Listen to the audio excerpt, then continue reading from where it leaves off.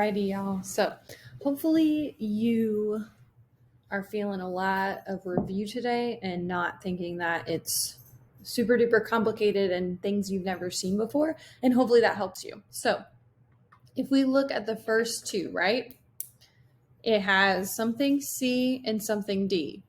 And I don't know if you can tell, but like these would be our cats. These would be our dogs. So how many cats do you have? And notice how you have more over here. 1, 2, 3, 4, and then you subtract 1, 2, 3, so you have 1 cat left. How many dogs do you have? 6. So what I want you to do is I want you to try and do number 2 by yourself. Welcome back. So you should have had 1, 2, 3, 4, 5, 6 presents. Minus 2 gives you 4 presents. You have 4 cakes, and then you subtract 2, so you have 2 cakes. Okay? Again, we are in 8th grade. Not likely that we're going to have a whole bunch of pictures when dealing with combining like terms. So now we're going to kind of link this to more of what we're doing with 8th grade math. And it's still going to be a little bit in the middle, but it'll work. So one thing that I like a lot is trees and things that are in the same trees. So I want you to notice how you have these Y trees, these Y apples. So this is kind of our Y tree. This is our X squared tree. And so these are like peaches. Then we have apples. Then we got lemons. And that is the just plain numbers tree. And then we have a Z tree. And that is oranges.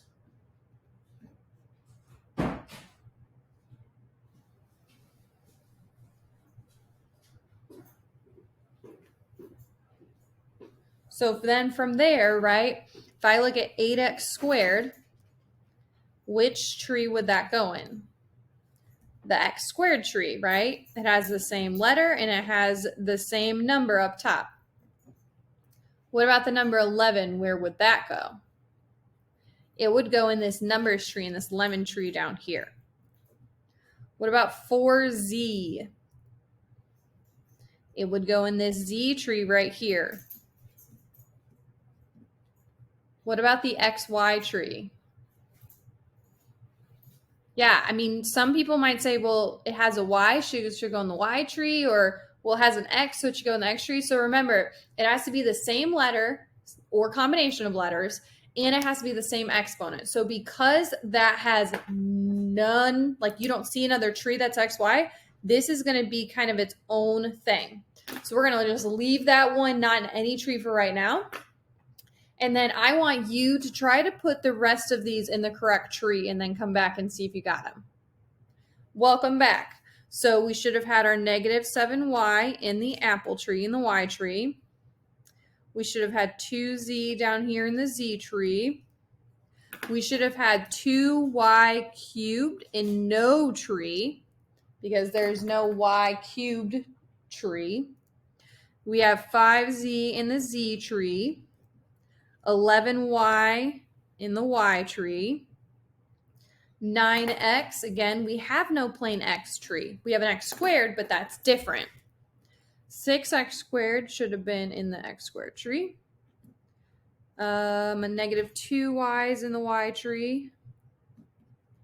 Negative 2z is in the z tree. 19 and 7 are both in the plain numbers tree. Negative x squared. 3y,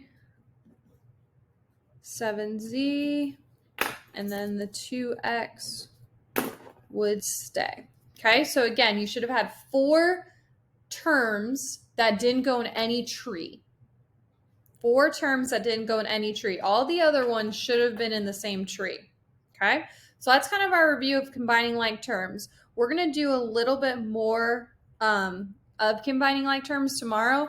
But again, the biggest thing that it would be, right, would be something like if we had 8x minus 2 plus 6x minus 4 minus 4x.